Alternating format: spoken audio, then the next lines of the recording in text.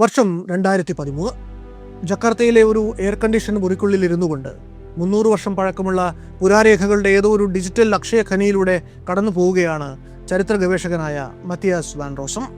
Dutch East India Company എന്ന ലോകത്തിലെ ആദ്യത്തെ ആഗോള കുത്തക കമ്പനികളിലൊന്ന്. അത് സ്ഥാപിതമായ 18-ാം നൂറ്റാണ്ടിൽ നടത്തിയിട്ടുള്ള പ്രവർത്തനങ്ങളുടെ എഴുത്തും കുത്തുമാണ് ആ ഡിജിറ്റൽ ആർക്കൈവിലുള്ളത്. ജാതിക്കയുടെയും കറുവപ്പട്ടയുടെയും കുരുമുളകിൻ്റെയും ക്രയവിക്രയ കണക്കുകൾ രേഖപ്പെടുത്തിയ വിരസമായ രജിസ്റ്ററുകൾ എന്നാണ് ഈ റെക്കോർഡുകളെ നൂറ്റാണ്ടുകളായി പുരാവസ്തു ഗവേഷക ലോകം കണ്ടുകൊണ്ടിരുന്നത്. എന്നാൽ മത്തിയാസ് ആ ബോറിംഗ് ആയിട്ടുള്ള ആക്ട് ഓഫ് ട്രാൻസ്പോർട്ട് രേഖകൾ അരിച്ചുപെറുക്കി ഇഴകീറി വ്യവച്ഛേദിച്ചു തുടങ്ങിയതോടെ മറ്റുള്ളവർക്ക് കാണാൻ സാധിക്കാതിരുന്നത് പലതും അയാൾക്ക് വരികൾക്കിടയിലൂടെ തെളിഞ്ഞു കണ്ടു തുടങ്ങി. കാർഗോ മാനിഫെസ്റ്റ് എൻട്രികൾ സൂക്ഷ്മമായി പരിശോധിച്ചപ്പോൾ കൂട്ടത്തിൽ ചേരാത്ത ചില ഐറ്റങ്ങളും അയാളുടെ ശ്രദ്ധയിൽപ്പെട്ടു.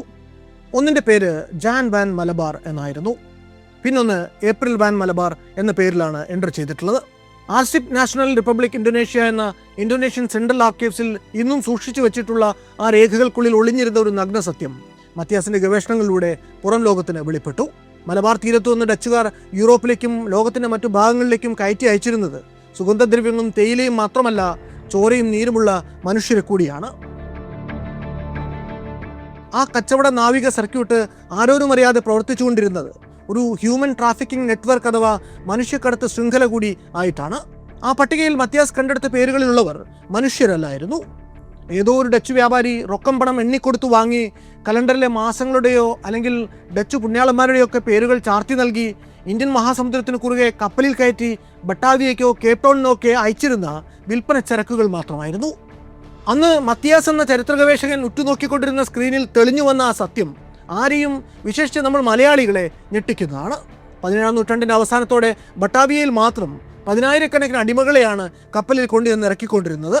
അവരിൽ നല്ലൊരു ശതമാനത്തെയും കേരളത്തിൽ നിന്ന് കുരുമുളകിൻ്റെയും ഏലത്തിൻ്റെയും ചാക്കുകൾക്കൊപ്പം ഡച്ച് ഫ്രഞ്ച് കമ്പനികൾ കപ്പലിൽ കയറ്റിക്കൊണ്ടു പോയതാണ്. കേരളത്തിൽ അന്ന് ജാതിയിൽ താഴെയെന്ന് കരുതപ്പെട്ടിരുന്നവരിൽ അരോഗ ദൃഢഗാത്രരെ പിടികൂടി അടിമകളാക്കി കടൽ കടത്തിക്കൊണ്ടുപോയ അതേ കൊളോണിയൽ വ്യവസ്ഥിതി ആഫ്രിക്കൻ നാടുകളിൽ നിന്ന് ഇങ്ങോട്ടും അതുപോലെ 100 കണക്കിന് അടിമകളെ കൊണ്ടിറക്കിയിട്ടുണ്ട്. ഈ അടിമ കൈമാറ്റങ്ങളുടെയും കച്ചവടങ്ങളുടെയും എല്ലാം കൃത്യമായ രേഖകൾ ഇന്നും നമുക്ക് ആർക്കൈവുകളിൽ നിന്ന് കണ്ടെടുക്കാം എന്നതാണ് ഏറ്റവും കൗതുകകരമായ വസ്തുത. ചുരുക്കത്തിൽ ചരിത്ര പുസ്തകങ്ങളിൽ നമ്മൾ കണ്ടിട്ടുള്ള സ്പൈസ് റൂട്ടും അതിലൂടെ ദൈവത്തിൻ്റെ സ്വന്തം നാട്ടിലേക്ക് വ്യാപാരത്തിനെത്തിയ വിദേശികളുമൊക്കെ അടങ്ങുന്ന നമ്മുടെ ചരിത്ര പാരമ്പര്യം ഏറെ പണിപ്പെട്ട് സാനിറ്റൈസ് ചെയ്തെടുത്ത വളരെയധികം കഷ്ടപ്പെട്ട് കാൽപ്പനികവൽക്കരിച്ച ഒന്നാണ് എന്നാണ് ഈ രേഖകൾ നമ്മോട് വെളിപ്പെടുത്തുന്നത്. ഈ ലക്കം വല്ലാത്തൊരു കഥയിൽ നമ്മൾ നടത്താൻ പോകുന്നത് കേരളത്തിൽ ഒരു കാലത്ത് നിലവിലുണ്ടായിരുന്ന അടിമ സമ്പ്രദായത്തിൻ്റെ അടിവേരുകൾ തേടിയുള്ള ഒരു യാത്രയാണ്. കൊളോണിയൽ അധിനിവേശങ്ങൾക്ക് മുമ്പും പിൻപും ഈ കേരള മണ്ണിൽ നിരങ്കുശം നടമാടിയിരുന്ന അടിമത്തം എന്ന സംവിധാനം ഈ നാട്ടിലെ ദുർബല വിഭാഗങ്ങൾക്ക് നേരെ അഴിച്ചുവിട്ടുകൊണ്ടിരുന്ന അതിക്രൂരമായ ചൂഷണങ്ങളുടെ കഥ. സഹജീവികളെ അടിമകളാക്കി പീഡിപ്പിച്ചുകൊണ്ടിരുന്ന ആ വ്യവസ്ഥിതിയെ പൊളിച്ചെടുക്കാൻ വേണ്ടി കേരളത്തിൽ നടന്നിട്ടുള്ള നിരന്തരമായ പരിശ്രമങ്ങളുടെയും പോരാട്ടങ്ങളുടെയും കഥ അത് വല്ലാത്തൊരു കഥയാണ്. കഥ തുടങ്ങും മുമ്പ് വല്ലാത്തൊരു കഥയുമായി ബന്ധപ്പെട്ട ഒരു ജോലി സാധ്യതയെക്കുറിച്ച് സൂചിപ്പിക്കട്ടെ. വല്ലാത്തൊരു കഥയുടെ സ്ക്രിപ്റ്റിൽ സഹായിക്കാനും ഫേബിൾ ഫോക്സ് റിസർച്ചിൻ്റെ ഭാവി പ്രൊജക്റ്റുകൾക്ക് ആവശ്യമുള്ള സ്ക്രിപ്റ്റുകൾ എഴുതാനും സർഗശേഷിയുള്ള എഴുത്തുകാരെ ആവശ്യമുണ്ട്. ഫുൾ ടൈമായി തിരുവനന്തപുരത്ത് വന്ന് ജോലി ചെയ്യാൻ കഴിയുന്നവരാണെങ്കിൽ കൂടുതൽ നല്ലത്. പാർട്ട് ടൈമായോ റിമോട്ടോ ആയോ പറ്റുന്നവരെയും പരിഗണിക്കാം. അങ്ങനെയുള്ളവർക്ക് കോൺട്രിബ്യൂഷൻ അനുസരിച്ചായിരിക്കും പ്രതിഫലം. താല്പര്യമുള്ളവർ CV-യും വർക്ക് ലിങ്കുകളും fablefoxresearch@gmail.com എന്ന ID-യിലേക്ക് ഏപ്രിൽ 15-ാം തീയതിക്ക് മുമ്പ് അയയ്ക്കുക. ഇനി നമുക്ക് കഥയിലേക്ക് കടക്കാം. കേരളത്തിൽ നിലവിലുണ്ടായിരുന്ന അടിമ സമ്പ്രദായത്തെക്കുറിച്ച് ഇന്ന് ലഭ്യമായിട്ടുള്ള ആധികാരികമായിട്ടുള്ള എഴുത്തുകൾ KK കുസുമൻ എഴുതിയ slavery in Travancore, Robin Jeffrey എഴുതിയ decline of Nair dominance, K Saradamoni എഴുതിയ emergence of a slave caste, Pulayas of Kerala, Adoor KK Ramachandran Nair എഴുതിയ slavery in Kerala, P Sanal Mohan എഴുതിയ modernity of slavery, Binil Paul എഴുതിയ അടിമ കേരളത്തിന്റെ അദൃശ്യ ചരിത്രം എന്നീ പുസ്തകങ്ങളും, KKN കുറുപ്പ് എഴുതിയ മലബാറിലെ അടിമക്കച്ചവടം, MR രാഘവാര്യർ എഴുതിയ മലബാറിലെ അടിമക്കച്ചവടത്തിന്റെ ഒരു ചരിത്രരേഖ തുടങ്ങിയ പഠനങ്ങളുമാണ്. ഈ ലക്കം വല്ലാത്തൊരു കഥ ആശ്രയിച്ചിട്ടുള്ളതും ഏറെക്കുറെ ഈ പറഞ്ഞ സോഴ്സുകൾ തന്നെയാണ്. ഇന്ത്യൻ മണ്ണിലേക്ക് വൈദേശിക ശക്തികൾ ഇറക്കുമതി ചെയ്ത കൊളോണിയൽ പദ്ധതികളാണ് അടിമത്വവും അടിമക്കച്ചവടവും എന്നൊരു വാദം സംഘപരിവാർ വർഷങ്ങളായിട്ട് ഉയർത്തിക്കൊണ്ടുവരുന്ന ഒന്നാണ്. ഈ വാദത്തിന് ആദ്യമായിട്ടൊരു മറുപടി കൊടുക്കുന്നത് അംബേദ്കറാണ്. അടിമത്തത്തെ ഹിന്ദുക്കൾ അംഗീകരിച്ചിരുന്നില്ല എന്ന വാദം യാഥാർത്ഥ്യത്തിന് നിരക്കുന്നതല്ല. ഹൈന്ദവ നിയമങ്ങൾ എഴുതിയ സാക്ഷാൽ മനു തന്നെ ഈ സമ്പ്രദായത്തെ അംഗീകരിച്ചിട്ടുള്ള ആളാണ്. മനുവിനെ പിന്തുടർന്ന് മറ്റു സ്മൃതികാരന്മാർ അത് വിശദമാക്കുകയും ക്രമീകരിക്കുകയും ചെയ്തു. 1843 ബ്രിട്ടീഷുകാർ അടിമത്തം നിയമം മൂലം നിരോധിക്കും വരെ അത് ശക്തമായി തന്നെ ഇന്ത്യയിൽ തുടരുക തന്നെ ചെയ്തു എന്ന അദ്ദേഹത്തിൻ്റെ അഭിപ്രായം അംബേദ്കർ കൃതികളുടെ 5-ാം വാല്യത്തിൽ നമുക്ക് കണ്ടെടുക്കാനാവും. ആദ്യത്തെ പോർച്ചുഗീസ് കപ്പൽ കേരള തീരത്തേക്ക് അടുക്കുന്നതിന് മുമ്പ്, ഫോർട്ട് കൊച്ചിയിൽ ഏതെങ്കിലും ഒരു ഡച്ച് കപ്പൽ വന്ന് നങ്കൂരമിടുന്നതിന് മുമ്പ് തന്നെ നമ്മുടെ നാട്ടിൽ വളരെ വിദഗ്ധമായിട്ട് വിഭാവനം ചെയ്യപ്പെട്ട എണ്ണയിട്ട യന്ത്രം പോലെ പ്രവർത്തിച്ചു കൊണ്ടിരുന്ന ഒരു അടിമത്ത സംവിധാനം നിലവിലുണ്ടായിരുന്നു. സാമ്രാജ്യത്വ ശക്തികളുടെ അധിനിവേശത്തിനൊക്കെ എത്രയോ മുമ്പ് തന്നെ നമ്മുടെ നാട് കേന്ദ്രീകരിച്ചുകൊണ്ട് പലരും മനുഷ്യരെ വാങ്ങുകയും വിൽക്കുകയും ചെയ്തിരുന്നു എന്ന് തെളിയിക്കുന്ന തദ്ദേശീയമായിട്ടുള്ള തെളിവുകൾ ധാരാളമായിട്ട് ലഭ്യമാണ്. കേരളത്തിൻ്റെ പല ഭാഗങ്ങളിൽ നിന്നുമായിട്ട് കണ്ടെടുത്തിട്ടുള്ള ശിലാലിഖിതങ്ങൾ, വട്ടെഴുത്ത്, കോലെഴുത്ത് രേഖകൾ, മുളയിലെഴുതിയ രേഖകൾ, ഗ്രന്ഥവരികൾ, വായ്മൊഴി തുടങ്ങിയ നിരവധി ഉപാദാനങ്ങൾ കേരളത്തിലെ അടിമക്കച്ചവടത്തെക്കുറിച്ച് രേഖപ്പെടുത്തിയിട്ടുണ്ട്. വേണാട്ട് രാജാവായിരുന്ന അയ്യനടി തിരുവടികളുടെ AD 849 തരിസാപ്പള്ളി ശാസനത്തിൽ അടിമക്കാശിനെ കുറിച്ച് പരാമർശമുണ്ട്. അടിമകൾ കൊടുത്തിരുന്ന വരിപ്പണം എന്ന അർത്ഥത്തിലാണ് അടിമക്കാശ് എന്ന പ്രയോഗം തന്നെ ഉണ്ടായിട്ടുള്ളത്.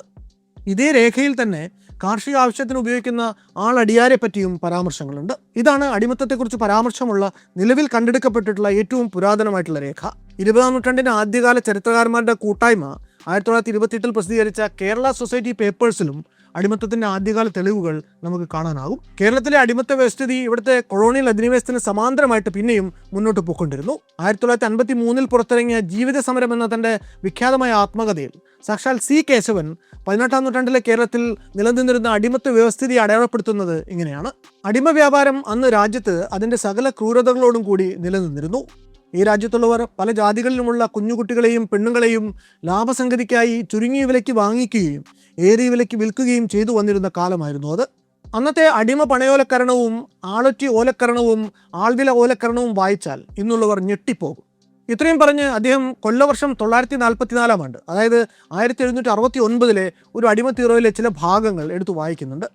അത് ഏതാണ്ട് ഇങ്ങനെയാണ്: ഇന്ന ദേശത്ത് കുടിയിരിക്കും പാട്ടത്തിൽ ഇന്ന തന്നടിയാർ പറയർ വകയിൽ മാണിവെറ്റ മക്കളിൽ ചക്കിയെയും അവൾ പെറ്റ മക്കളിൽ ഇപ്പയെയും മാണിയെയും 4 കൂടി കണ്ടമെണ്ണം മോടിക്കൊത്ത നേർമവില അർത്ഥം കയ്യിൽ വാങ്ങിക്കൊണ്ട് ആൾക്കാരായ്മയും എഴുതിക്കൊടുത്താൻ. ഇമാർക്കമേ ഇയാൾ കൊല്ലുകിൽ കൊലയ്ക്കും മാറ് വിക്കിൽ വിക്കയും മാറ് തന്ന വകയ്ക്ക് കാരായ്മ പൊന്നും കൊടുത്ത് ആ കാരായ്മ എഴുതിക്കൊടുത്താൻ എന്നിങ്ങനെ പോകുന്നു. അത് നമ്മുടെ നാട്ടിലെ അടിമ സമ്പ്രദായം നിലനിന്നിരുന്നത് തന്നെ കൃഷിയുമായിട്ട് ബന്ധപ്പെട്ടാണ്. ഒരുതരം അഗ്രികൾച്ചറൽ ബോണ്ടേജ് എന്നൊക്കെ വേണമെങ്കിൽ പറയാം. അടിമജാതിയിൽ പിറന്നു വീഴുന്നവർ ജന്മികൾക്ക് ഭൂമിക്കൊപ്പം വിൽക്കാൻ സാധിക്കുന്ന അവരുടെ സ്വന്തമായിട്ടുള്ള ഒരു പ്രോപ്പർട്ടി മാത്രമായിരുന്നു. കാസ്റ്റ് ഡ്രിവൺ ആയിട്ടുള്ള അന്നത്തെ ഈ ജന്മി കുടിയാൻ സെറ്റപ്പിനെ വാതുറന്ന് അടിമത്തം എന്ന് ഉറക്കെ വിളിക്കാൻ അന്നത്തെ ചരിത്രകാരന്മാർക്ക് സാധിച്ചിരുന്നില്ല. എന്ന് മാത്രമല്ല, ഏഷ്യാറ്റിക് മോഡ് ഓഫ് പ്രൊഡക്ഷൻ പോലെയുള്ള തിയറികൾ മനസ്സിൽ വെച്ച് ഇവിടെ ഇന്ത്യയിൽ ഇങ്ങനെയാണ് കാര്യങ്ങളെന്ന് അവർ ധരിച്ചിരുന്നു. കുടിയാന്മാരായിട്ടുള്ള കീഴാളർ ദുർബലരാണെന്നും അവരെ സംരക്ഷിക്കുന്ന ബെനവലൻ്റ് ആയിട്ടുള്ള പെറ്റേണൽ ആയിട്ടുള്ള ലാൻഡ് ലോഡ് അവരുടെ ഹിതം സംരക്ഷിക്കുക മാത്രമാണ് ചെയ്യുന്നത് എന്നൊക്കെയുള്ള വ്യാഖ്യാനങ്ങൾ അന്ന് ചമക്കപ്പെട്ടു. യൂറോപ്യൻ അടിമത്തത്തിൽ നിന്ന് ഇന്ത്യയിലുണ്ടായിരുന്ന ജാത്യാധിഷ്ഠിത അടിമത്വം വ്യത്യസ്തമാകുന്നതിൻ്റെ ഒരു പ്രധാന കാരണം ജാതി അടിമത്വം നിലനിർത്തപ്പെട്ടത് ഹീനതയെ മുറുകെ പിടിച്ചുകൊണ്ടാണ് എന്നതാണ്.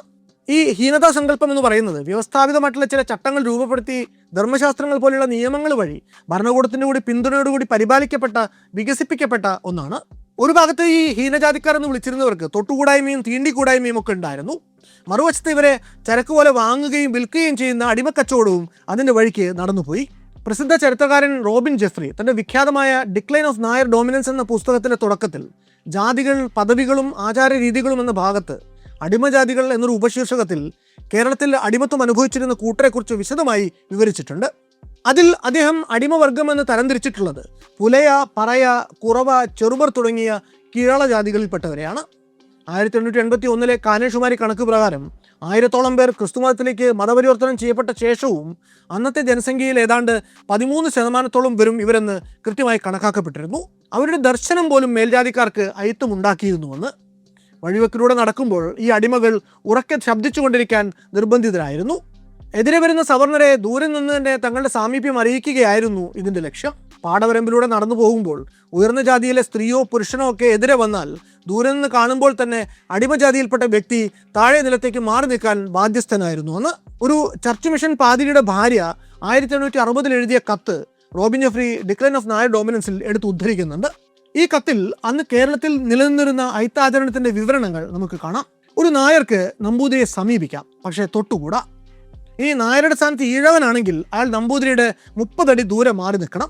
അതിന് ഈ പുലയച്ചർമ്മനാണെങ്കിൽ അയാൾ 96 അടി വേണം ദൂരെ മാറി നിൽക്കാൻ. ഒരു ചോവൻ നായരുടെ അടുത്ത് നിന്ന് 12 അടി മാറി നിൽക്കണം.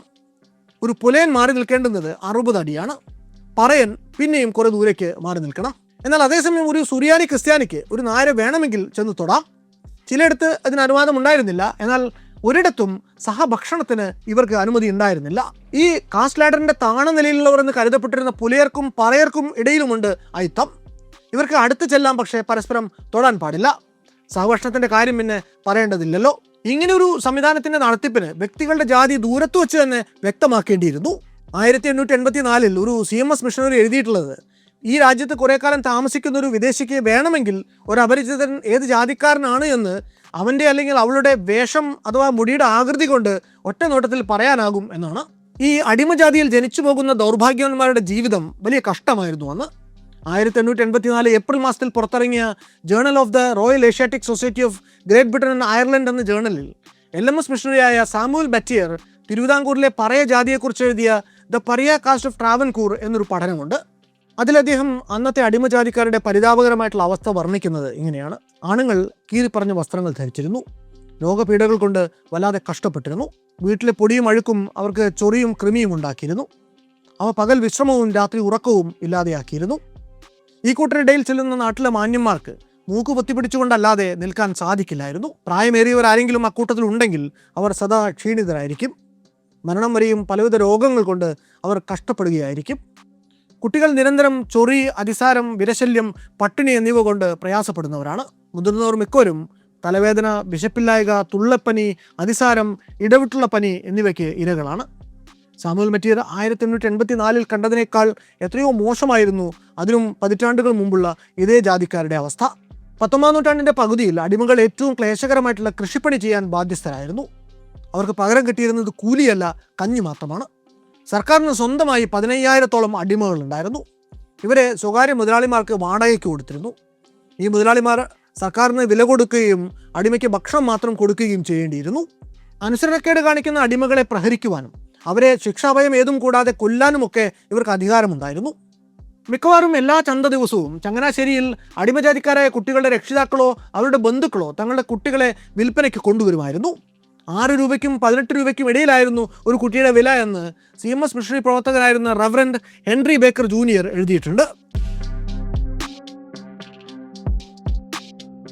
നൂറ്റാണ്ടുകളായിട്ട് ഇങ്ങനെ നമ്മുടെ നാട്ടിൽ പ്രാദേശിക തലത്തിൽ ദൃഢമായി നിലനിന്നു പോന്നിരുന്ന മനുഷ്യ കച്ചവട വ്യവസ്ഥയിലേക്കാണ് മധ്യകാലത്തോടുകൂടി ഒന്നിനു പിന്നാലെ ഒന്നായി പറങ്കികളുടെയും ലന്തക്കാരുടെയും ഫ്രഞ്ചുകാരുടെയും ബ്രിട്ടീഷുകാരുടെയും ഒക്കെ കൊളോണിയൽ അധിനിവേശം ഉണ്ടാവുന്നത്. 1498 പോർച്ചുഗീസുകാർ വന്നു. 1603 ഡച്ചുകാരും ഇന്ത്യയിലെത്തി.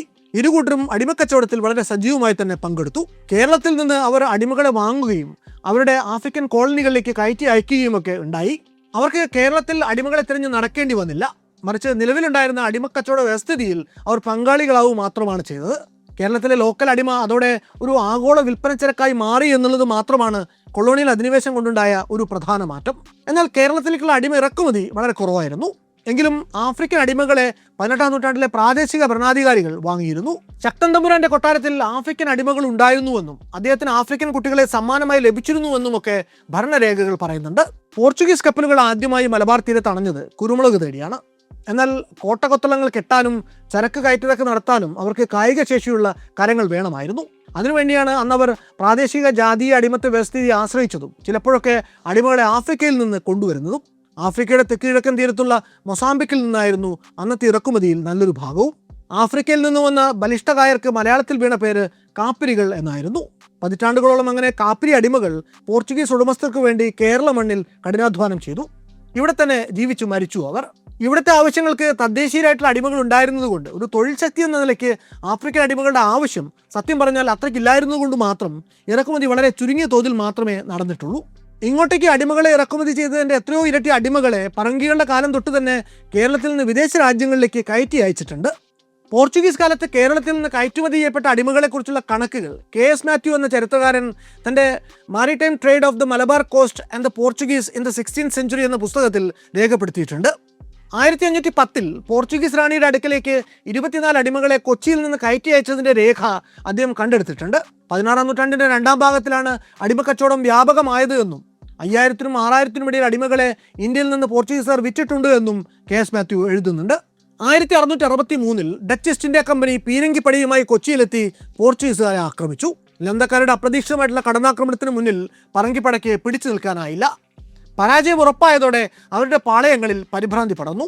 വർഷങ്ങൾ നീണ്ട ആധിപത്യത്തിൽ ലന്തക്കാർ പെട്ടിക്കണക്കിന് സ്വർണ്ണ നാണയങ്ങളും അമൂല്യങ്ങളായിട്ടുള്ള മുത്തും പവിഴങ്ങളും വിലപിടിപ്പുള്ള സുഗന്ധദ്രവ്യങ്ങളുമൊക്കെ ശേഖരിച്ചു വെച്ചത് അന്യാധീനപ്പെട്ടു പോകുമെന്ന സാഹചര്യമുണ്ടായി. ഡച്ചുപട തങ്ങളുടെ പാളയങ്ങൾക്ക് തൊട്ടരികിൽ വരെ എത്തിയപ്പോഴാണ് ഈ വിലപിടിപ്പുള്ള സമ്പത്ത് തങ്ങളുടെ പായ്ക്കപ്പലുകളിലേക്ക് എത്തിക്കാനുള്ള സാവകാശമില്ല എന്ന് പറങ്കിപ്പടയുടെ കമാൻഡർമാർ തിരിച്ചറിയുന്നത്. പിന്നീട് അവിടെ നടന്നത് തലമുറകൾ കൈമാറി വന്നൊരു പഴങ്കഥയായി കൊച്ചിക്കാർക്കെല്ലാം അറിയാം. പൊന്നും പണവും മുത്തും പവിഴവും ഒന്നും കൊണ്ടുപോകാൻ പറ്റില്ല എന്ന് തിരിച്ചറിഞ്ഞതോടെ പറങ്കികൾ ശ്രമിച്ചത് അതെല്ലാം നിധി രൂപത്തിൽ മണ്ണിനടിയിൽ കുഴിച്ചിടാനാണ്. അതിനുവേണ്ടി അവർ ഇന്നത്തെ ഫോർട്ട് കൊച്ചി മട്ടാഞ്ചേരി ഭാഗങ്ങളിൽ വലിയ കുഴികൾ തീർത്തു. അതിലേക്ക് വിലപിടിപ്പുള്ള വസ്തുക്കളെയെല്ലാം പെട്ടികളിലാക്കി മണ്ണ് വെട്ടി മൂടിയ ശേഷം അവർ അചിന്ത്യമായ ഒരു ക്രൂരത കൂടി കാട്ടി. തങ്ങളുടെ കാപ്പിരി അടിമകളിൽ ഒരാളെ ഈ കുഴിക്കരിയെ കൊണ്ടു നിർത്തി അവർ ഗളച്ഛേദം നടത്തി. ചോര വാർന്നൊലിക്കുന്ന അയാളുടെ കബന്ധം ഈ കുഴികൾക്ക് മേലെയിട്ടു. എന്തിനായിരുന്നു ഇങ്ങനെ ഒരു ക്രൂരത? അതിനു മുന്നിൽ പ്രവർത്തിച്ചത് അവരുടെ തലതിരിഞ്ഞ കൊളോണിയൽ അന്ധവിശ്വാസങ്ങളിലൊന്നാണ്. ഇങ്ങനെ കാപ്പിരി അടിമയെ നിധിക്ക് മുകളിൽ ഗളച്ഛേദം ചെയ്ത് ഉപേക്ഷിച്ചാൽ അയാളുടെ പ്രേതം ഗതി കിട്ടാതെ അവിടെ തന്നെ അലഞ്ഞോളുമെന്നാണ് അവർ കരുതിയത്. ആ പ്രേതം തന്നെ അവർക്ക് വേണ്ടി നിധി കാക്കുകയും ചെയ്തോളും. അതായത് ജീവിച്ചിരുന്നപ്പോൾ തങ്ങളുടെ അടിമയായിരുന്ന കാപ്പിരി മരണശേഷം പ്രേതരൂപത്തിലും തൻ്റെ അടിമവൃത്തി തുറന്നുപോയിക്കൊള്ളും. എന്നെങ്കിലും ഒരു കാലത്ത് തങ്ങൾ തിരികെ വരും വരെ തങ്ങളുടെ സമ്പത്തിനെ കാത്തുകൊള്ളും എന്നൊക്കെയാണ് പറങ്കികൾ അന്ന് കരുതിയത് എന്നർത്ഥം. അന്ന് പോർച്ചുഗീസുകാർ അങ്ങനെ ബലി കൊടുത്ത കാപ്പിരി അടിമയുടെ ആത്മാവാണ് കാപ്പിരി മുത്തപ്പനായി മാറിയത് എന്ന് ഒരു വാമൊഴി കഥ കൊച്ചിയിൽ പ്രചാരത്തിലുണ്ട്. എന്നാൽ പോർച്ചുഗീസുകാരുടെ കപ്പൽ യാത്രയ്ക്കിടയിൽ കടൽക്ഷോഭമുണ്ടായപ്പോൾ കടൽ ശാന്തമാകാൻ വേണ്ടി ബലി കൊടുത്ത ഒരു അടിമയാണ് കാപ്പിരി മുത്തപ്പൻ എന്ന് മറ്റൊരു കഥയും ഇതോടൊപ്പം പ്രചാരത്തിലുണ്ട്.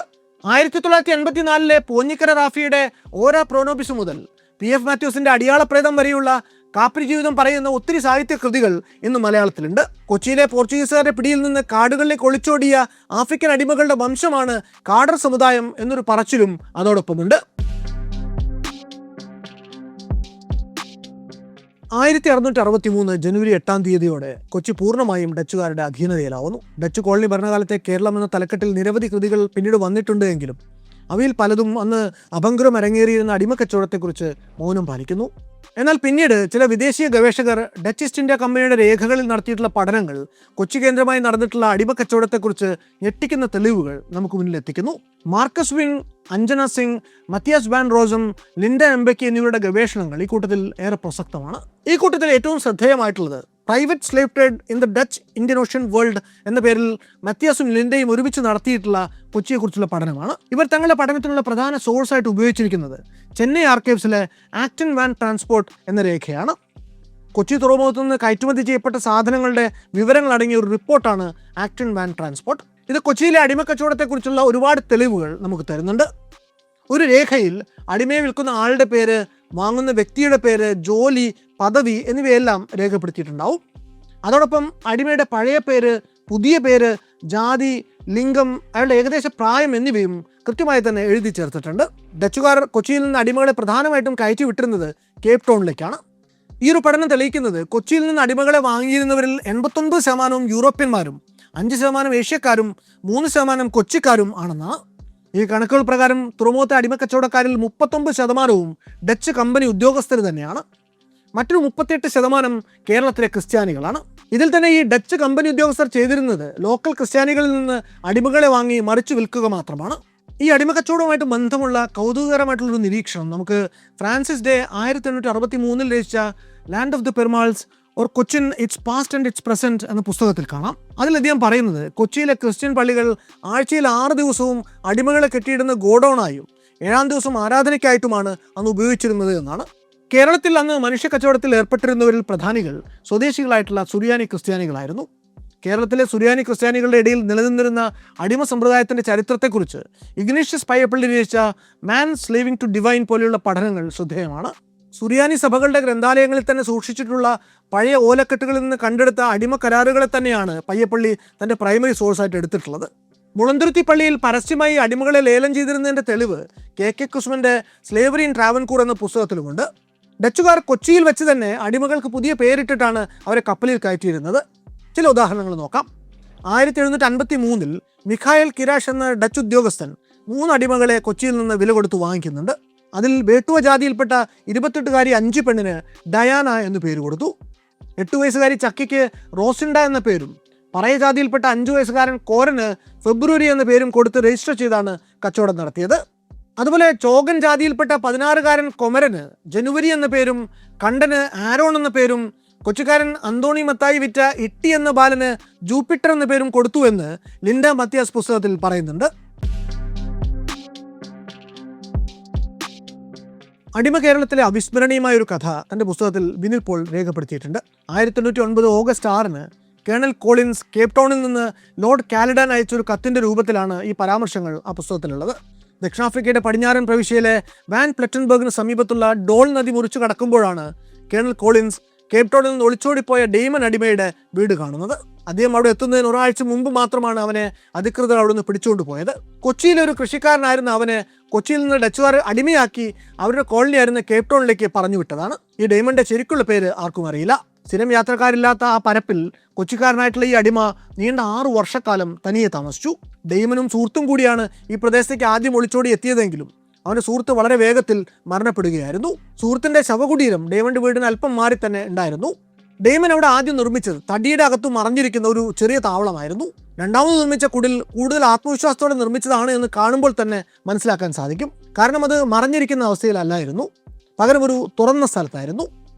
ശല്യങ്ങളില്ലാത്ത ഈ താവളത്തിലായിരിക്കും തൻ്റെ അവസാന നാളുകൾ എന്ന് ധരിച്ചായിരിക്കും അവൻ ഇത്ര മനോഹരമായിട്ടുള്ളൊരു വീട് പണിയാൻ തുടങ്ങിയത്. പക്ഷേ ആ മേടയുടെ പാതി മാത്രമേ അവന് പണി പൂർത്തിയാക്കാൻ സാധിച്ചുള്ളൂ. അപ്പോഴേക്കും അവൻ പിടിക്കപ്പെട്ടു. അവൻ്റെ സകല സ്വത്തുക്കളും ഇല്ലായ്മ ചെയ്യപ്പെട്ടു. എന്നാൽ സ്വാതന്ത്ര്യത്തിൻ്റെ ഈ 6 വർഷക്കാലം കൊണ്ട് അവൻ ഏകദേശം 2 ഏക്കറോളം വനഭൂമി വെട്ടിത്തെളിച്ച് അതിനെ മനോഹരമായിട്ടുള്ളൊരു കൃഷിയിടമാക്കി മാറ്റുകയും അതിൽ പച്ചക്കറിയും പുകയിലയും പഴവർഗ്ഗങ്ങളുമൊക്കെ വളർത്തുകയും ചെയ്തു. ഒളിച്ചോടി വന്ന സമയത്ത് അവൻ്റെ കയ്യിൽ ആകെ ഉണ്ടായിരുന്നത് ഒരു പിടി പച്ചക്കറി വിത്ത് മാത്രമായിരുന്നു. അതിൽ നിന്നാണ് ഈ വലിയ തോട്ടം അവൻ ഉണ്ടാക്കിയെടുത്തത്. ആനപ്പിണ്ടവും എരുമച്ചാണകവും വിവിധ തരത്തിലുള്ള മാനുകളുടെയും മറ്റു നാൽക്കാലികളുടെയും എല്ലാം എല്ലുകളുമൊക്കെ അവൻ തൻ്റെ വീടിന് സമീപത്ത് ധാരാളമായിട്ട് ശേഖരിച്ചു വച്ചിട്ടുണ്ടായിരുന്നു. ഇതൊക്കെയാണ് അവൻ കൃഷിയിടത്തിൽ വളമായി ഉപയോഗിച്ചിരുന്നത്. ഈ മൃഗങ്ങളുടെ തോലുകൊണ്ട് അവൻ യൂറോപ്യൻ രീതിയിലുള്ള വസ്ത്രങ്ങൾ ഉണ്ടാക്കിയെടുത്തു. വലിയ കുഴികളും കിടങ്ങുകളുമൊക്കെ ഉണ്ടാക്കിയാണ് മൃഗങ്ങളെ അവൻ പിടിച്ചിരുന്നത്. മൺപാത്രങ്ങൾ വരെ നിർമ്മിച്ച ഈ അഭിനവ റോബിൻസൺ ക്രൂസോ തൻ്റെ ജീവിതത്തിലെ ഈ 6 വർഷക്കാലം അനുഭവിച്ച സുഖങ്ങളൊക്കെയും അവൻ സ്വന്തം പ്രയത്നം കൊണ്ട് ഉണ്ടാക്കിയെടുത്തതാണ്. എന്തായാലും ഇങ്ങനെ സ്വൈര്യമായി വിഹരിച്ചിരുന്നിടത്ത് പിടികൂടി ചങ്ങലയ്ക്ക് ബന്ധിച്ച് കേപ്പ് ടൗണിൽ എത്തിച്ച ഡെയ്മൻ അടിമയെ 1809 കൊളോണിയൽ ഗവൺമെൻറ് സ്വതന്ത്രനാക്കിയതായിട്ട് പ്രഖ്യാപിച്ചു. ദക്ഷിണാഫ്രിക്കയിലെ ജോർജ് എന്ന സ്ഥലത്ത് അവൻ വീട് വെച്ച് കുടുംബമായിട്ട് താമസിച്ചു. പിന്നീട് 45-ാം വയസ്സിൽ അവൻ മരണപ്പെട്ടു. കേരളത്തിൽ നിന്ന് കോളനി ഭരണം കയറ്റി അയച്ച പരശതം അടിമകളുടെ പ്രതീകമാണ് ഡെയ്മൻ അടിമ. അന്ന് ഡെയ്മന്റെ വീടുണ്ടായിരുന്ന സ്ഥലം ഇന്ന് അറിയപ്പെടുന്നത് ഡെയ്മൻ നീരുറവ എന്നാണ്. 18-ാം നൂറ്റാണ്ടിൻ്റെ മധ്യത്തോടെ ഇന്ത്യയിലെ ഡച്ച് ഇൻഫ്ലുവൻസിന് ഇടിവുണ്ടാവുന്നു. ബ്രിട്ടീഷ് ഈസ്റ്റ് ഇന്ത്യ കമ്പനി രാജ്യത്ത് പിടിമുറുക്കുന്നു. ബ്രിട്ടീഷ് ആധിപത്യത്തിൻ്റെ തുടക്കകാലത്തിലും അടിമത്തം ശക്തമായി തന്നെ ഇന്ത്യൻ മണ്ണിൽ, വിശേഷിച്ച് കേരളത്തിൽ തുടർന്നു പോയിക്കൊണ്ടിരുന്നു. ഇതിന് ഏറ്റവും വലിയ ഉദാഹരണമായിരുന്നു അഞ്ചരക്കണ്ടിയിലെ രണ്ടത്തര തോട്ടത്തിൽ നടന്നുകൊണ്ടിരുന്ന അടിമ ചൂഷണം. ബോംബെ പ്രസിഡൻസിയുടെ നേരിട്ടുള്ള മേൽനോട്ടത്തിൽ വിവിധങ്ങളായിട്ടുള്ള സുഗന്ധദ്രവ്യങ്ങൾ കൃഷി ചെയ്യാനുള്ള ഒരു പരീക്ഷണ തോട്ടം എന്ന നിലയിലും മലബാറിലെ സുഗമമായ ഭരണത്തിൻ്റെ മുന്നോടി എന്ന നിലയിലും ആരംഭിച്ച ഒരു തോട്ടമായിരുന്നു അഞ്ചരക്കണ്ടിയിലേത്. വില്യം ലോഗൻ തൻ്റെ മലബാർ മാനുവലിൽ one of the most interesting amsams in Chirakkal taluk എന്ന് എഴുതിയിട്ടുള്ളത് അഞ്ചരക്കണ്ടിയെ പറ്റിയാണ്. ഇന്നത്തെ കണ്ണൂർ മെഡിക്കൽ കോളേജിൻ്റെ ക്യാമ്പസ് സ്ഥിതി ചെയ്യുന്ന സ്ഥലം. ബ്രിട്ടീഷ് ഇന്ത്യ ചരിത്രത്തിലെ തന്നെ ഏറ്റവും സൂത്രശാലിയായിരുന്ന മർഡോക് ബ്രൗൺ എന്ന സ്കോട്ട്ലൻഡുകാരനായിരുന്നു അതിൻ്റെ ഓവർസിയർ. 7 യൂറോപ്യൻ ഭാഷകളും 6 പൗരസ്ത്യ ഭാഷകളും നന്നായി സംസാരിച്ചിരുന്ന ബ്രൗണിന് മലബാറിലെ ജനങ്ങളെക്കുറിച്ചും ഭൂപ്രകൃതിയെക്കുറിച്ചുമൊക്കെ കൃത്യമായ ധാരണകളുണ്ടായിരുന്നു. ഓവർസിയറായിരുന്ന ബ്രൗൺ പിന്നീട് ഈ തോട്ടത്തിൻ്റെ ഉടമയായിട്ട് മാറി. കുരുമുളക്, കാപ്പി, കറുവപ്പട്ട മുതലായ വിളകളായിരുന്നു ബ്രൗണിൻ്റെ തോട്ടത്തിലെ മുഖ്യ ഇനങ്ങൾ. തുടക്കത്തിൽ 200 ഏക്കർ വിസ്തൃതിയിൽ അനുവദിക്കപ്പെട്ട ആ തോട്ടത്തിന് ചുറ്റുമുള്ള പൊതുഭൂമി കൂടി വെട്ടിപ്പിടിച്ച് പിന്നീട് ബ്രൗൺ ഈ തോട്ടത്തോട് ചേർക്കുകയും ഇങ്ങനെ ആർജിച്ചെടുത്ത് ഏതാണ്ട് 3000 ഏക്കർ തോട്ടത്തിൻ്റെയും ഉടമസ്ഥനായി ഇയാൾ മാറുകയും ചെയ്തു. തൻ്റെ തോട്ടത്തിൻ്റെ വലിപ്പം അനധികൃതമായിട്ടാണ് എങ്കിലും കൂടിയതിനനുസരിച്ച് തൊഴിലാളികളെ ജോലിക്ക് കിട്ടാതിരുന്ന സാഹചര്യത്തിൽ ബോംബെ പ്രസിഡൻസിക്ക് മർഡോക് ബ്രൗൺ ഒരു അപേക്ഷ സമർപ്പിക്കുന്നു.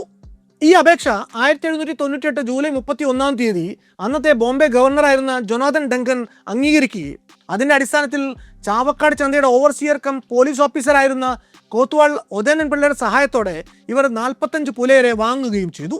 ഇങ്ങനെ പുലയ അടിമകളെ വാങ്ങാൻ പ്രസിഡൻസിയിൽ നിന്ന് അനുവാദം കിട്ടിയ ബ്രൗണും അയാളുടെ ഏജന്റായിട്ടുള്ള മാഹിക്കാരൻ വളപ്പിൽക്കാട്ട് ഹസൻ അലി മാപ്പിളയും അതിൻ്റെ മറവിൽ തിരുവിതാംകൂർ കൊച്ചി ഭാഗത്തു നിന്ന് ഏതാണ്ട് 400-ലധികം പേരെ പല വഴികളിലൂടെ തോട്ടത്തിലേക്ക് കൊണ്ടുവന്നെത്തിച്ചു. ഇങ്ങനെ അടിമകളായി വന്നെത്തുന്നവർക്ക് അഞ്ചരക്കണ്ടി പ്ലാന്റേഷനിലെ അടിമവേലയ്ക്കിടെ കൊടിയ പീഡനങ്ങൾ തന്നെ സഹിക്കേണ്ടി വന്നിട്ടുണ്ട്. മധ്യ കേരളത്തിൽ നിന്നും തെക്കൻ കേരളത്തിൽ നിന്നും സ്ത്രീകളെയും പ്രായപൂർത്തിയാവാത്ത കുട്ടികളെയും ഒക്കെ ചതിച്ചും വഞ്ചിച്ചുമൊക്കെയാണ് ഹസൻ അലി അഞ്ചരക്കണ്ടിയിലേക്ക് എത്തിച്ചത്. പല കേസുകളിലും തങ്ങളുടെ മക്കൾക്ക് എന്തുപറ്റി, അവരെ ആരെ എങ്ങോട്ടാണ് കൊണ്ടുപോയത് എന്നുപോലും അറിയാനാകാതെ അവരുടെ രക്ഷിതാക്കൾ ആജീവനാന്തം വ്യസനപ്പെടാറാണ് പതിവ്. ഇങ്ങനെ തട്ടിക്കൊണ്ടുവരുന്ന മേൽജാതിക്കാരെ പുലയർക്കൊപ്പം ഇരുത്തി ഭക്ഷണം നൽകി ജാതിഭ്രംശം വരുത്തിയാണ് അടിമകളാക്കി മാറ്റിയിരുന്നത്. ഈ നായർ തീയ എന്നീ വിഭാഗങ്ങളിൽപ്പെട്ടവർക്ക് എങ്ങനെയാണ് ജാതിഭ്രംശം വരുത്തിയിരുന്നത് എന്നത് വളരെ വിചിത്രമായൊരു സംഗതിയാണ്. അക്കാലത്തെ കേരളത്തിൽ നിലനിന്നിരുന്ന ജാതി ആചാരങ്ങളെ വിദഗ്ധമായി ഉപയോഗിച്ചുകൊണ്ടാണ് അവർ അടിമകളെ ഉണ്ടാക്കിയത്. ഇന്ത്യയുടെ മറ്റു ഭാഗങ്ങളിൽ കീഴ്ജാതിക്കാർ മേൽജാതിക്കാരനെ സ്പർശിച്ചാൽ മാത്രമേ അയിത്തം അല്ലെങ്കിൽ അശുദ്ധി ഉണ്ടായിരുന്നുള്ളൂ. എന്നാൽ കേരളത്തിലെ അശുദ്ധിയുടെ പ്രവർത്തന രീതി വളരെ വിചിത്രമായിരുന്നു. കേരളത്തിൽ മേൽജാതിയിൽപ്പെട്ട ഒരാൾക്ക് അശുദ്ധി ഉണ്ടാകണമെങ്കിൽ കീഴ്ജാതിക്കാരനെ സ്പർശിക്കേണ്ട ആവശ്യം പോലും ഉണ്ടായിരുന്നില്ല. ചുരുക്കി പറഞ്ഞാൽ അയിത്തം എന്നത് കേരളത്തിലെ അടിമത്വത്തിൽ വളരെ വലിയൊരു റോൾ വഹിച്ച സംഗതിയാണ്. അന്ന് പ്രധാനമായും സ്പർശനം, ദർശനം, ഭക്ഷണം എന്നിങ്ങനെ 3 കാരണങ്ങൾ കൊണ്ടാണ് ഒരു മേൽജാതിക്കാരന് അശുദ്ധി ഉണ്ടായിരുന്നത്. അടിമജാതിക്കാരൻ്റെ സ്പർശനമേറ്റാൽ ഒരുപാട് പരിഹാരക്രിയകളും ശുദ്ധികർമ്മങ്ങളും ഒക്കെ ചെയ്താൽ മേൽജാതിക്കാരൻ ശുദ്ധനാകും. അതുപോലെ ദർശനം കൊണ്ടുണ്ടാകുന്ന അശുദ്ധി ഇല്ലാതാക്കുന്നതിനും പരിഹാര ശുദ്ധിക്രിയകൾ പലതും ഉണ്ടായിരുന്നു. എന്നാൽ ഇതിൽ നിന്നൊക്കെ തികച്ചും വ്യത്യസ്തമായ ഒന്നാണ് ഒരുമിച്ച് നിന്ന് ഭക്ഷണം കഴിക്കുക വഴി പടരുന്ന തീണ്ടൽ. ഒരു ഉയർന്ന ജാതിക്കാരൻ താഴ്ന്ന ജാതിയിൽപ്പെട്ട ഒരാളുടെ കൂടെ ഇരുന്ന് ഭക്ഷണം കഴിച്ചാലുണ്ടാകുന്ന അശുദ്ധിക്ക് പരിഹാരക്രിയകൾ ഒന്നുമില്ല. അയാൾ എന്നേക്കുമായി ജാതിയിൽ നിന്ന് പുറത്തായി താഴ്ന്ന ജാതിക്കാരനായി തീരും.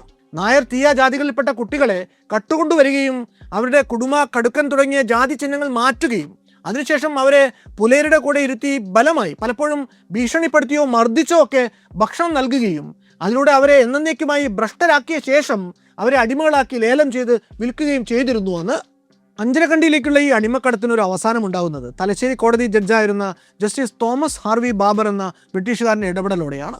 ഒരു ദിവസം രാവിലെ ഈ ജഡ്ജ് ബാബർ നടക്കാനിറങ്ങിയപ്പോൾ അയാൾ വഴിയരികിലൂടെ ഒരു സ്ത്രീ ഒരു കൊട്ടയിൽ തൻ്റെ പിഞ്ചു കുഞ്ഞിനെയും ഇരുത്തി തലയിൽ വെച്ചുകൊണ്ട് പോകുന്നത് കാണുന്നു. ഇത് കണ്ട ജസ്റ്റിസ് ബാബർ തൻ്റെ ഉദ്യോഗസ്ഥരിൽ ഒരാളോട് കാര്യം തിരക്കിയപ്പോൾ മാത്രമാണ് അത് ആ പ്രദേശത്തെ ഒരു സ്ഥിരം പരിപാടിയാണ് എന്ന് അദ്ദേഹം മനസ്സിലാക്കുന്നത്. നാട്ടിലെ കുട്ടികളെ അത് അധസ്ഥിത ജാതിക്കാരെന്നോ മേൽജാതിക്കാരെന്നോ ഭേദമില്ലാതെ തട്ടിക്കൊണ്ടുപോകുന്ന പരിപാടി വ്യാപകമായിട്ട് നടക്കുന്നുണ്ട് എന്നും ഇങ്ങനെ തട്ടിക്കൊണ്ടുപോകുന്നവരെ പിന്നീട് മലബാറിൽ കമ്പനി നേരിട്ട് നടത്തുന്ന പ്ലാന്റേഷനിലേക്ക് അടിമകളാക്കി പറഞ്ഞയക്കുകയാണ് ചെയ്യുന്നത് എന്നുമൊക്കെ ഈ ഉദ്യോഗസ്ഥൻ പറഞ്ഞു. തനിക്ക് കിട്ടിയ ഈ രഹസ്യ വിവരത്തിൻ്റെ അടിസ്ഥാനത്തിൽ ബാബർ അന്ന് അഞ്ചരക്കണ്ടി രണ്ടത്തറ തോട്ടത്തിലേക്ക് തൻ്റെ വിശ്വസ്തരായിട്ടുള്ള ചില ഉദ്യോഗസ്ഥരെ പറഞ്ഞുവിട്ട് ആവശ്യമായ തുടരന്വേഷണം നടത്തുന്നു. ഈ അന്വേഷണത്തിൽ ജസ്റ്റിസ് ബാബർക്ക് അന്ന് ഹസൻ അലിയെയും മർഡോക് ബ്രൗണിനെയും അവർ നടത്തുന്ന ഈ അടിമ കച്ചവടത്തെയും പറ്റി വിവരം കിട്ടുന്നു. ഇതേ തുടർന്ന് ഈ ജസ്റ്റിസ് ബാബർ നേരിട്ട് അഞ്ചരക്കണ്ടിയിലെത്തി തോട്ടം റെയ്ഡ് ചെയ്ത് 10-70 അടിമകളെ മോചിപ്പിക്കുന്നുണ്ട്. 1810 മുതൽ ജസ്റ്റിസ് ബാബർ എഴുതി കൂട്ടിയ നിരവധി അന്വേഷണ റിപ്പോർട്ടുകളും അതിനെ തുടർന്ന് വന്ന എണ്ണമറ്റ എൻക്വയറി കമ്മീഷനുകളും ഇതിൻ്റെ കണ്ടെത്തലുമൊക്കെ കേരളത്തിലെ അടിമത്ത വ്യവസ്ഥിതിയെ ആഗോളതലത്തിലേക്ക് എത്തിക്കുന്നു. ഇവരുടെ എഴുത്തുകൾ ഇന്ത്യയിൽ നിന്നും വിദേശത്തു നിന്നും പുറത്തിറങ്ങിക്കൊണ്ടിരുന്ന ആനുകാലികങ്ങളിലും പത്രങ്ങളിലും പരമ്പരയായി വന്നുകൊണ്ടിരുന്നു. 1828 ബ്രിട്ടീഷ് പാർലമെൻറ്റ് പ്രസിദ്ധീകരിച്ച മലബാറിലെ അടിമത്തവുമായി ബന്ധപ്പെട്ട കോടതി വ്യവഹാര രേഖകൾ കേരളത്തിലെ ജാതി അടിമത്തത്തിൻ്റെയും തീന്തലിൻ്റെയും ചരിത്രത്തിൻ്റെ ബഹുമുഖങ്ങളായിട്ടുള്ള ആഖ്യാനങ്ങളാണ് തുറന്നു വയ്ക്കുന്നത്.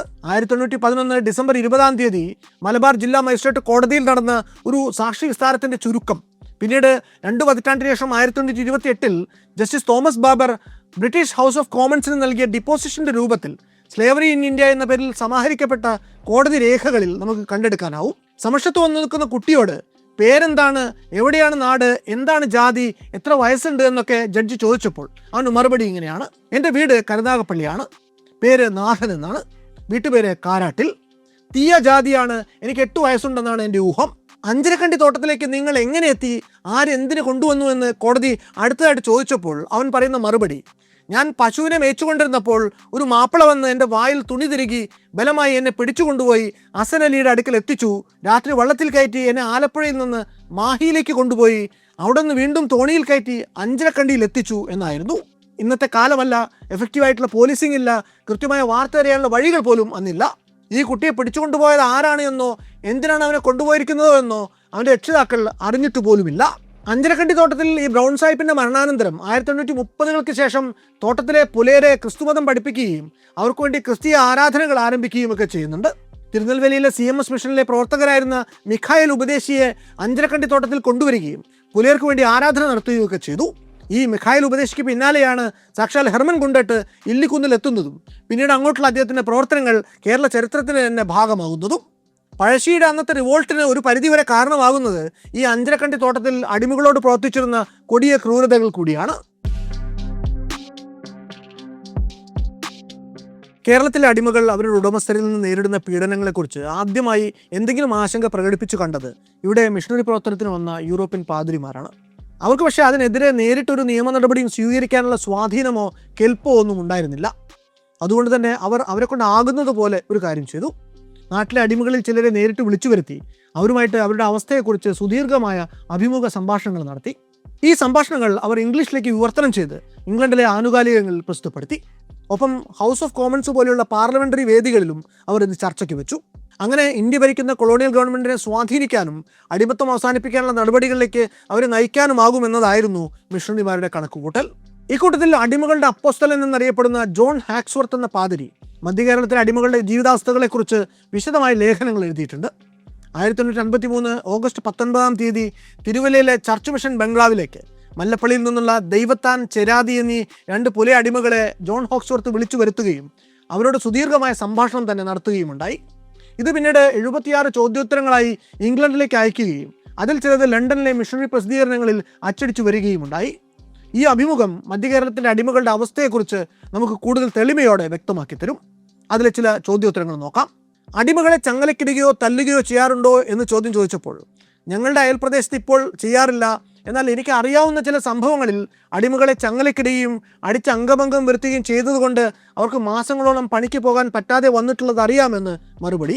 അതുപോലെ സമീപകാലത്ത് ഏതെങ്കിലും ക്രൂരമായ സംഭവം നടന്നതായിട്ട് ഓർക്കുന്നുണ്ടോ എന്ന് ചോദ്യം.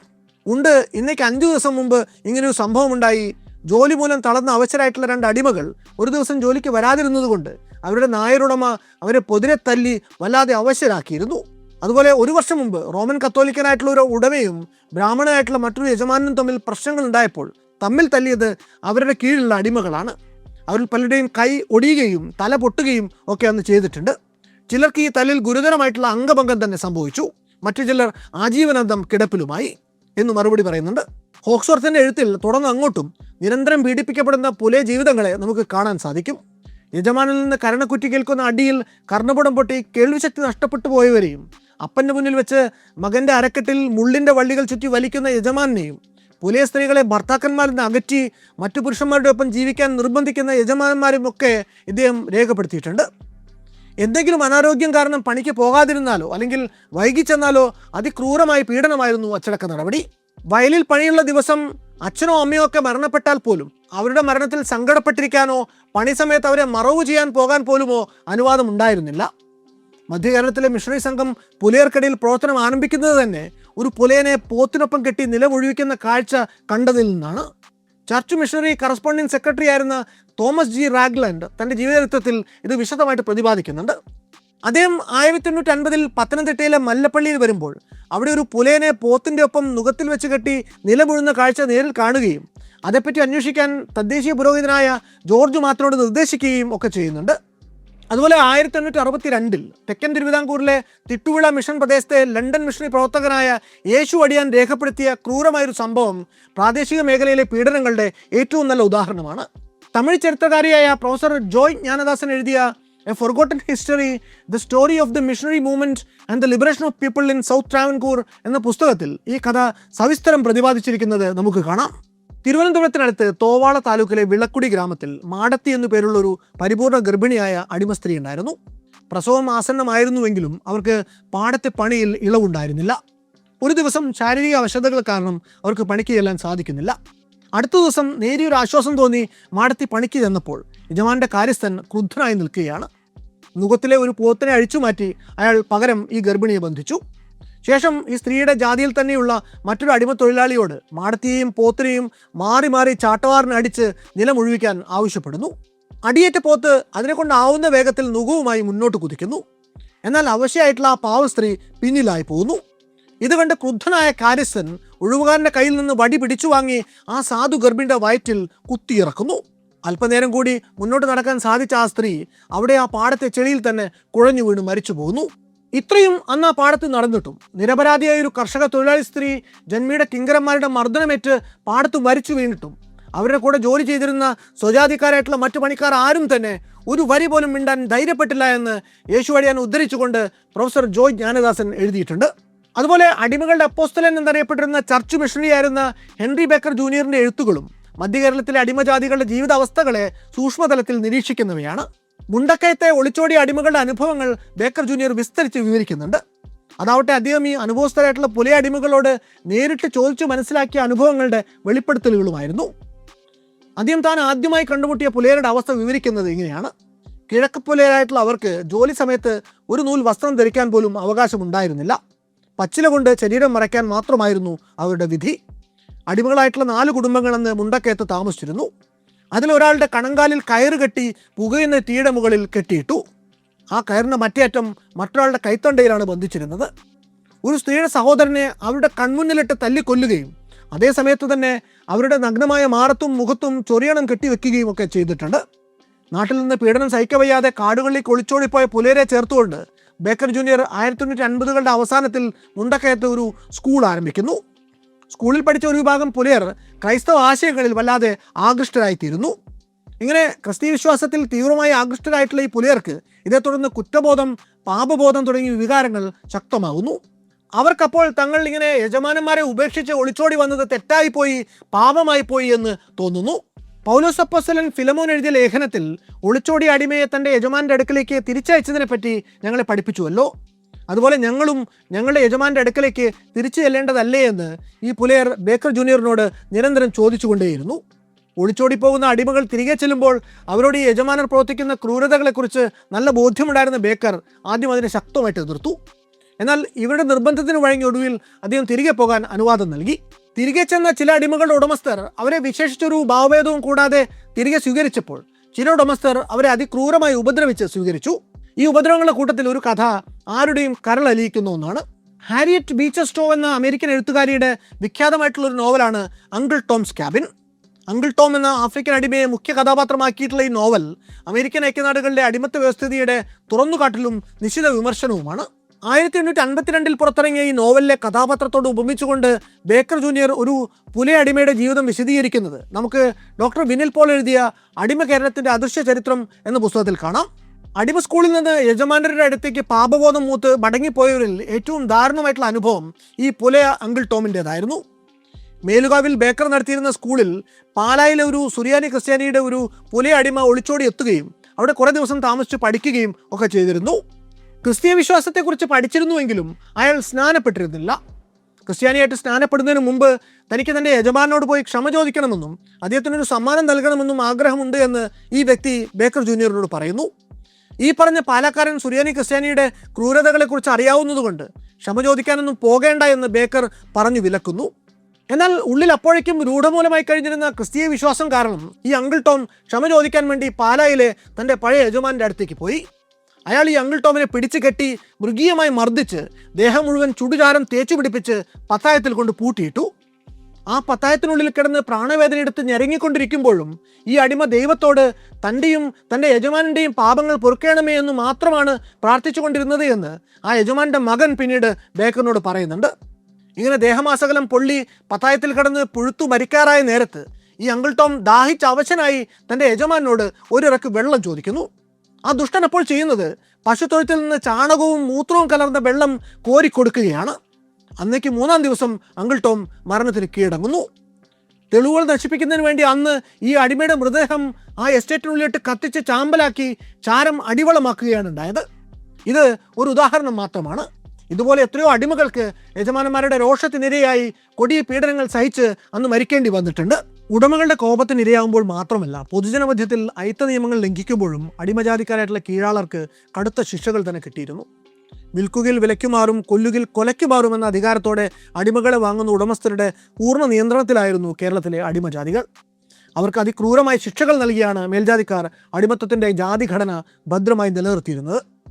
ഈ ശിക്ഷകൾ നടപ്പിലാക്കിയിരുന്നത് അന്നത്തെ മലയാളക്കരയിലെ സേനാവിഭാഗവും പ്രാദേശിക നീതിന്യായവും ഏതാണ്ട് മുഴുവനായും നടത്തിയിരുന്ന നായന്മാരായിരുന്നുവെന്ന് കോളനി രേഖകൾ ഒന്നടങ്കം സാക്ഷ്യം പറയുന്നു. ആയുധധാരികളായി നടക്കുന്നതായിരുന്നു അവരുടെ ഏറ്റവും വലിയ ഉല്ലാസം എന്ന് എഴുതിയത് ഫ്രാൻസിസ് ബുക്കാനനാണ്. ഒരു നായർക്ക് തന്നെ തൊട്ട് അശുദ്ധമാക്കിയ ഈഴവനെയോ മുക്കുവനെയോ ഉടനടി ഗളച്ഛേദം ചെയ്യാവുന്നതാണ്. എന്നാൽ അടിമജാതിക്കാരൻ്റെ തല പോകാൻ അയാളൊരു നായർക്ക് വഴിമാറിക്കൊടുത്തില്ല എന്ന കുറ്റം തന്നെ ധാരാളമാണ്. തിരുവിതാംകൂറിലെ നീതി നിർവഹണം ആദ്യം മുതലേ നടന്നു പോയിരുന്നത് ധർമ്മശാസ്ത്രങ്ങളുടെയും മനുസ്മൃതിയുടെയും ഒക്കെ അടിസ്ഥാനത്തിലാണ്. വേലുത്തമ്പി ദളവയുടെ വരവോടുകൂടി ശിക്ഷകൾ വല്ലാതെ കടുത്തു തുടങ്ങി. കുറ്റത്തിനനുസരിച്ച് ശിക്ഷയും ഏറി വരും. പൊതുജനമധ്യത്തിൽ നടപ്പിലാക്കിയിരുന്ന ചാട്ടയടിയും അംഗവിച്ഛേദനവും മുതൽ ശൂലത്തിൽ തറയ്ക്കൽ, വൃക്ഷങ്ങളിൽ ആണിയടിച്ചു നിർത്തൽ, ഏതു മരച്ചൂട്ടിൽ വെച്ചാണോ വിചാരണ ചെയ്തിരുന്നത് അതിൽ തന്നെ തൂക്കിലേറ്റൽ മുതൽ രണ്ടാനകളുടെ കാലുകളിലായി ആളെ ബന്ധിച്ച് അവയെ എതിർദിശയിലേക്ക് ഓടിച്ച് ആളെ രണ്ടായി കീറൽ വരെ അന്ന് ശിക്ഷകളിൽ ഉൾപ്പെട്ടിരുന്നു. ശിക്ഷകളിൽ ഭരണാധികാരിയുടെ കോപത്തിനനുസരിച്ച് കാഠിന്യം ഏറിയും കുറഞ്ഞും നിന്നിരുന്നു എന്നർത്ഥം. കുറ്റം ചിലപ്പോൾ ഒരു അടക്കയോ ഒരു ചെറിയ പഴമോ ഒക്കെ മോഷ്ടിച്ചതായിരിക്കും. പക്ഷെ ചെയ്തത് അടിമജാതിക്കാരാണെങ്കിൽ അതിനുള്ള ശിക്ഷ അവരുടെ മരണമായിരിക്കും. ഉദാഹരണത്തിന്, ഒരിക്കൽ ബർത്തലോമിയ കൊല്ലത്ത് ചാന്നാർ ജാതിയിൽപ്പെട്ട ഒരാൾ കഴുമരത്തിൽ തൂങ്ങി നിൽക്കുന്നത് കണ്ടതായിട്ട് എഴുതിയിട്ടുണ്ട്. ഏതോ നായരുടെ വീട്ടിൽ നിന്ന് 3 തേങ്ങ മോഷ്ടിച്ചതായിരുന്നു അയാൾ ചെയ്ത കുറ്റം. എല്ലാ വഴിപോക്കർക്കും മുന്നറിയിപ്പ് നൽകുന്നതിന് വേണ്ടിയാണ് ഇയാൾ മൃതദേഹം പരസ്യമായിട്ട് ഇങ്ങനെ കെട്ടിത്തൂക്കിയിട്ടത്. മിഷണറി എഴുത്തുകൾ പലപ്പോഴും അടിമജാതിക്കാർ അനുഭവിച്ചിരുന്ന പീഡനങ്ങളുടെ നേർസാക്ഷ്യങ്ങളായിരുന്നു. ഇതാട്ടെ പലപ്പോഴും അവർ ഇരകളിൽ നിന്ന് നേരിട്ട് ശേഖരിച്ചതുമായിരുന്നു. മിഷണറി എത്തനോഗ്രാഫി രേഖകളിൽ 2 തരത്തിലുള്ള പീഡനങ്ങളുടെ വിവരണങ്ങൾ നമുക്ക് കാണാം. ഒന്ന്, ക്രിസ്തുമതം സ്വീകരിച്ചു എന്നതിൻ്റെ പേരിൽ നേരിടുന്ന പീഡനങ്ങൾ. 2, ജാതി നിയമത്തിൻ്റെ അതിർവരമ്പുകൾ പരസ്യമായി ലംഘിച്ചു എന്നതിൻ്റെ പേരിൽ ഏൽക്കേണ്ടി വന്നിരുന്ന മർദ്ദനങ്ങൾ.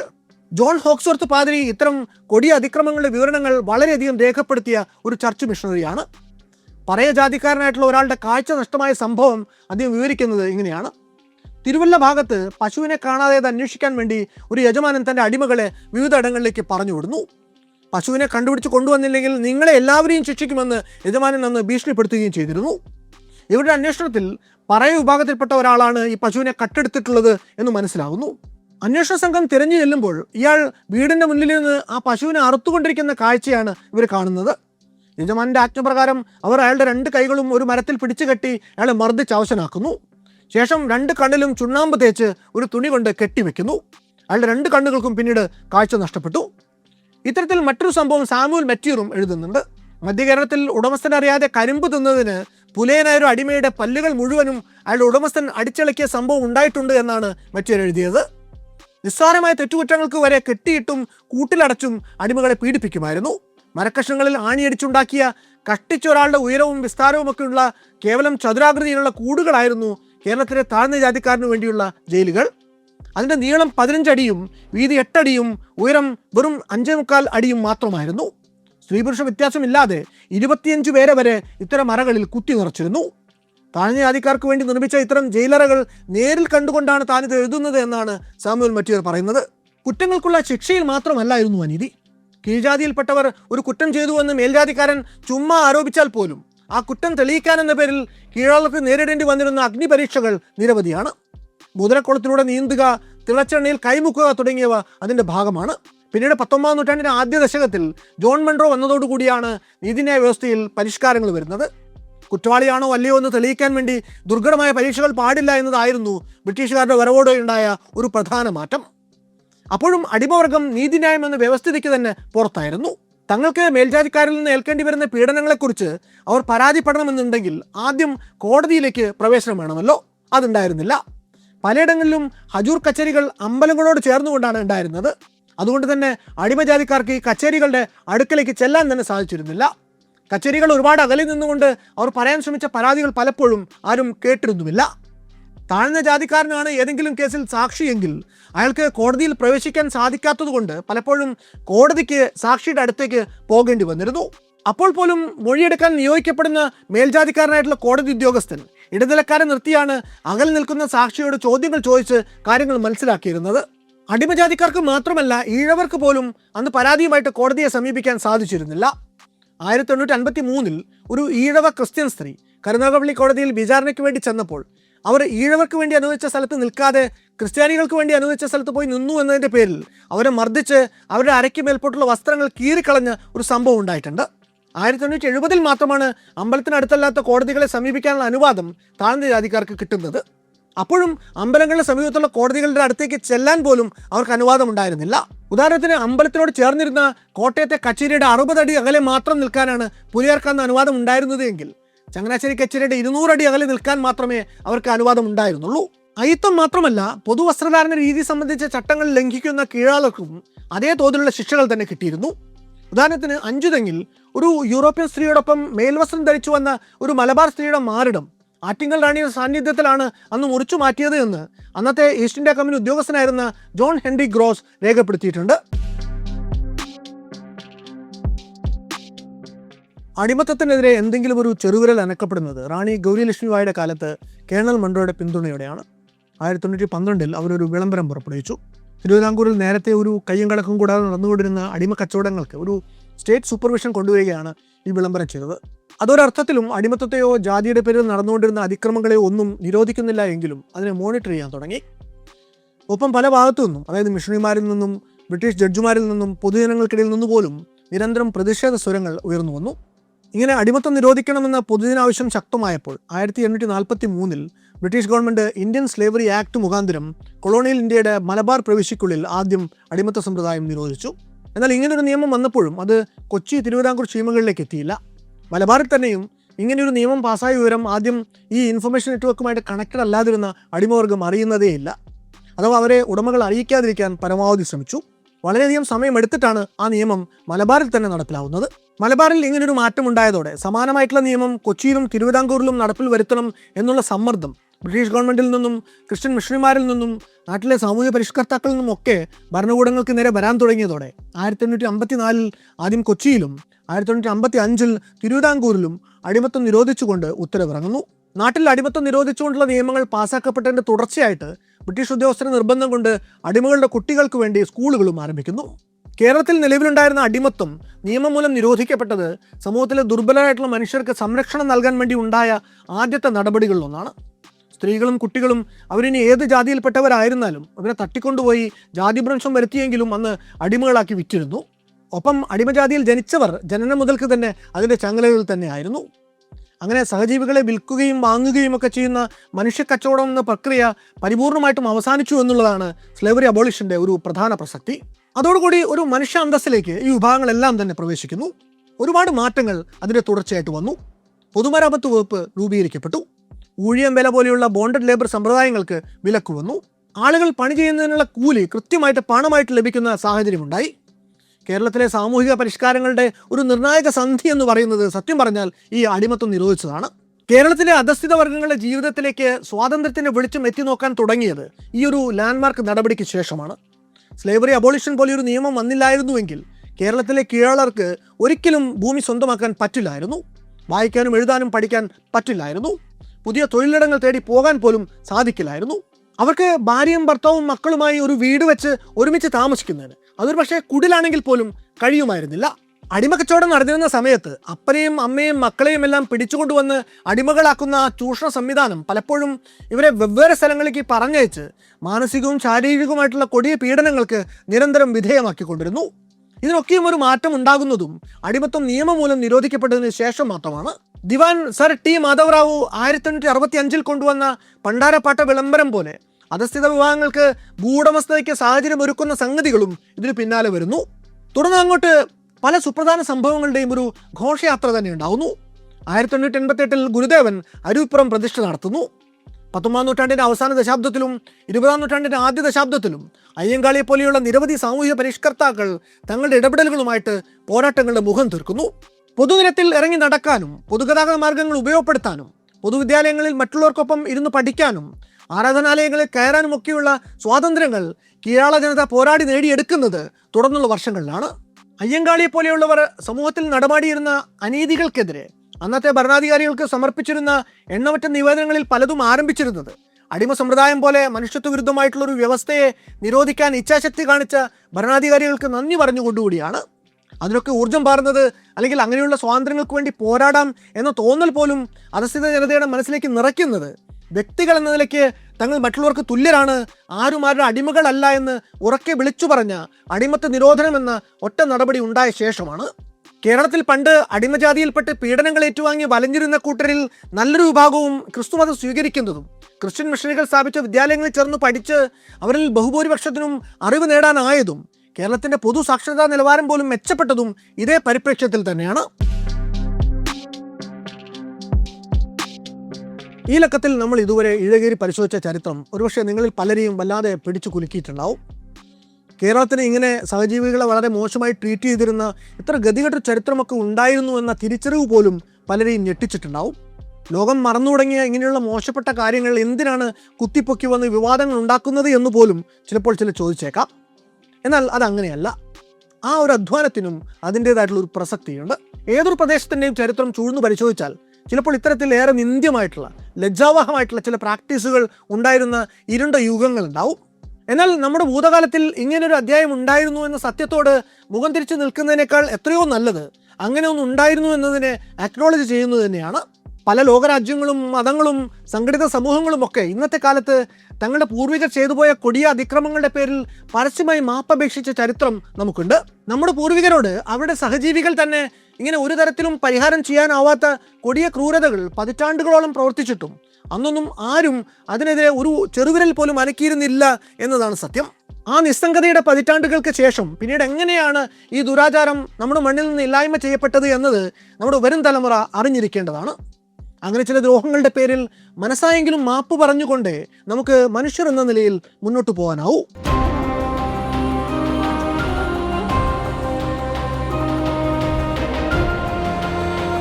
മറ്റൊരു വല്ലാത്ത കഥയുമായി ഇനിയും വരാം.